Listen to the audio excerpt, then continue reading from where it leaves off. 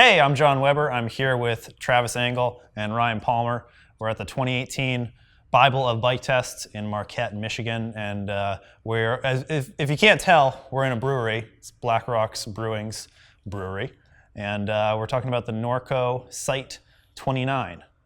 Indeed. And this bike kind of flies under the radar. Like, dude, we've been like riding bikes all week, and everybody, like, we've got people coming by. It's a very popular trailhead here in Marquette, and people are like, "Hey, look at the Enduro! Look at all these other flashy bikes," and they walk right past this one. Yeah. And then, meanwhile, in the back of our heads, we're going, "They should be looking at the Norco, right?" Right. And why? Why? Because it's sick. This thing does everything so well. It's almost boring. No, it's not boring. Yeah, well said. Like, really, so many other bikes we can say, oh, it lands on this side of the spectrum, or it does this really strangely, or it excels at this but sucks at that. Like, this thing, like, checks so many boxes so hard. Yeah. Those checks are thick. Thick checks. Yeah. I was on my test loop, and I was able, when we're testing bikes, we have to just think about what the bike's doing. We're not thinking about the trail as much. It's a focused, we're working, right? Mm-hmm. When I was out on the test loop on this bike, I was just thinking about the trail because the bike just disappeared because it just did everything well. Like after the first couple minutes, I was like, oh, I've owned this bike forever. Yeah. Mm-hmm. And it just, everything just happened. And it happened well. And I was able to just focus on the trail and have a ripping fun time on it too, Yeah. It climbs pretty efficiently. There's not really much bob at all that you can perceive in this suspension, but it's got great traction, and it's a really comfortable climbing position. Yes, it is a comfortable climbing position for sure. What did you guys think of it on the descents? So it's a little bit longer than even the following, right? Mm-hmm. It's just a tiny bit length, so significantly longer than the Ripley long and slack. Yeah. You're talking about wheelbase? Yeah. So it's already got some capability advantages on its own. And it's it's on the longish travel side of Trail 29ers, 130 rear. 140. Yeah. So it has some advantages just on paper, but then when you take it out there, it carries that travel really elegantly. Yeah. It's not something that you can blow through easily. It's not something that ramps up super hard. I mean, I think this is where the boring thing comes in. Well, and that's where it's the attention to detail that Norco gave to this thing in order to nail the shock tune. Because with a shit shock tune, it's not going to ride well. It's relying upon that, and it shows that they've done the work. For me, I think that both the Ripley and the following were maybe a little bit more excitable in terms of acceleration. You could stand up and put some power down and they would really surge forward.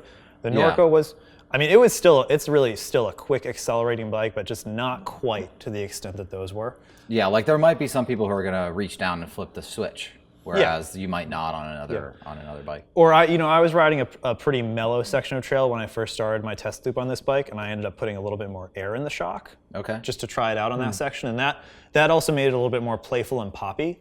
But I was having a great time on this bike at 30% sag. Yeah. And the range actually is quite nice too. Like you can do what you did, and it's not gonna totally F up the way the bike climbs or does other things, right? Like whereas other bikes have more sensitive sweet spot areas, this one you can play with a little bit, it seems like. Yeah. On descents, I thought it was really supple, really stable. The most stable of the three bikes we tested yesterday, which was the Ripley, the following, and this. Definitely not more stable than the Evil. Come on. I thought it was. Okay. Yeah. Oh, yeah. I thought it felt longer and suppler than the Evil. I mean, part of that is the Evil had these big, heavy, low-pressure tires. That translates to some stability just in themselves. It's a sensitivity thing.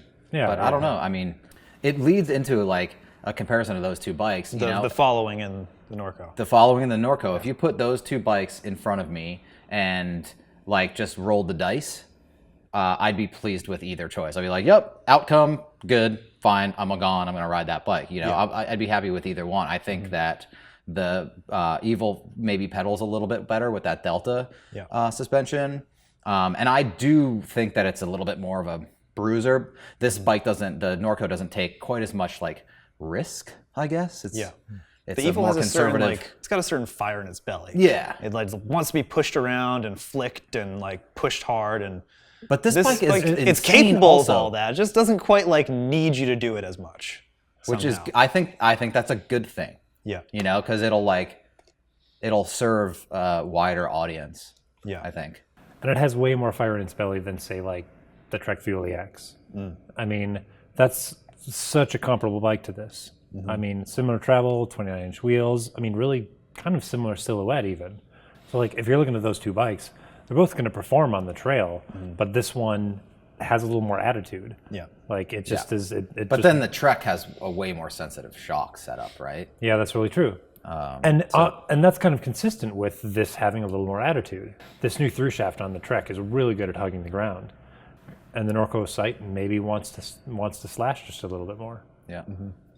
Regardless, I don't think anyone could go wrong with this bike. I think it does everything so well, regardless of what situation you put it in. Yeah. This is really actually a bike that you could have, I mean, you know, for bike collectors and stuff. This you could get rid of all your other bikes, and you could actually just have this one, and you'd be pretty satisfied with it, I think. What about my beach cruiser? Like, what about my e-bike? What about all of my e-bikes? All of your e-bikes? I can't get rid of all of my e-bikes for this bike. I don't think it's going to replace your beach cruiser, but it will replace your e-bikes All for right, sure. done. Norco's sight definitely flies under the radar, but it does everything well. If you're considering this bike, you can't go wrong with it.